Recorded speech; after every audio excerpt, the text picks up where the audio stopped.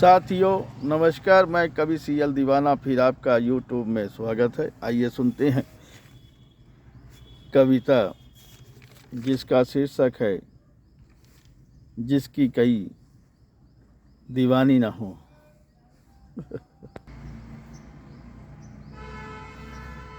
वो मुसाफिर ही क्या है जिसकी एक मंजिल न हो। वो मुसाफिर ही क्या है जिसकी एक मंजिल न हो।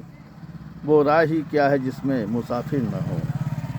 वो मुसाफिर ही क्या है जिसकी एक मंजिल न हो। वो राह ही क्या है जिसमें एक मुसाफिर न हो।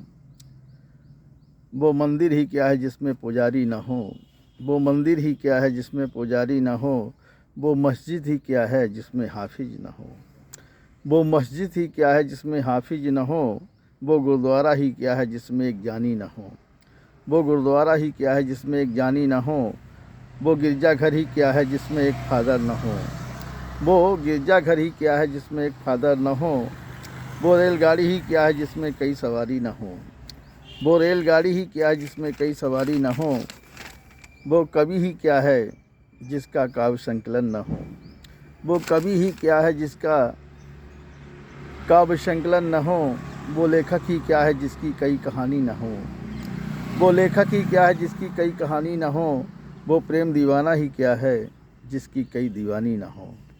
वो प्रेम दीवाना ही क्या है जिसकी कई दीवानी न हो। जिसकी कई दीवानी न हो। जिसकी कई दीवानी न हो। जिसकी कई दीवानी न हो।